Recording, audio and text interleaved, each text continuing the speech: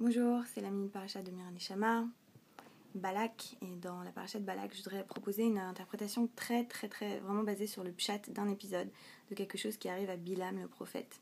Bilam le prophète, il est en route et à un moment il se retrouve complètement bloqué.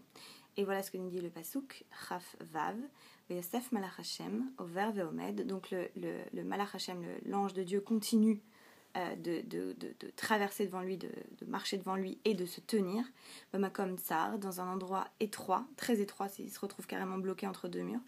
Et c'est intéressant parce que vous savez que dans la spiritualité juive, dans la chassidoute, Makom Tsar, c'est l'endroit de la souffrance. Tout ce qui est la notion de Tsar, Tsar, c'est le fait d'être dans quelque chose d'étroit, l'étroitesse de la souffrance. Donc c'est vraiment une belle métaphore pour qu'est-ce que c'est que quand on se retrouve bloqué dans la vie, dans l'étroitesse. Sauf que chez lui c'est littéral. Asher ein derech, pour laquelle il n'y a pas de moyen, il n'y a pas de chemin, il n'y a pas de possibilité. Lintot yamin usmol, il n'y a pas de possibilité d'aller à droite ou à gauche. Et la lecture vraiment pshat, vraiment à la lettre du texte que je fais de ça, c'est que c'est une parabole, c'est vraiment une métaphore pour nous tous, chacun d'entre nous, quand on se retrouve coincé dans la vie. Vous savez que l'image d'ailleurs, se retrouver coincé dans la vie, en général quand on se retrouve bloqué, on ne trouve pas d'issue, littéralement. On voit ça en termes physiques, on regarde à gauche, on regarde à droite, on ne sait pas où aller, on ne sait pas que faire, on ne voit pas la solution. Et ce qui est très intéressant, c'est que souvent, ce qu'on ne regarde pas, ce qu'on ne veut pas voir, c'est en face de nous, c'est la vérité qui nous fait face. Parce qu'ici, le Malach Hashem, c'est ça, c'est la vérité qui nous fait face.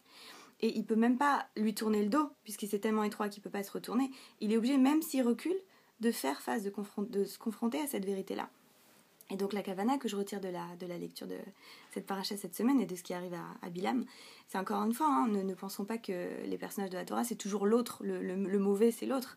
Ça parle aussi beaucoup de nous et des situations dans lesquelles on se met nous-mêmes. Et moi ce que je vois là-dedans, ce que je lis là-dedans, c'est puissions-nous apprendre chaque fois qu'on se retrouve dans des endroits étroits, dans des mekomot, tsarot, dans des endroits étroits, dans un makom tsar, puissions-nous apprendre déjà pourquoi on s'est retrouvé là, qu'est-ce qui nous a amené là, et puis puissions-nous avoir le courage de faire face à notre vérité. Pouvoir avancer dans la bonne direction. C'est la minute paracha de Mir Neshama. N'hésitez pas à liker, à partager, à donner aussi sur la page. Vous savez sur le site Neshama Méditation, il y a un bouton PayPal et que les donations, ça nous aide vraiment à continuer en fait. Parce que toutes les ressources qu'on propose ici ou sur Academ, elles sont gratuites comme vous savez. Et les donations, ça m'aide, ça nous aide à continuer ce qu'on fait, à continuer à diffuser la Torah. Voilà, Shabbat Shalom Mevorach.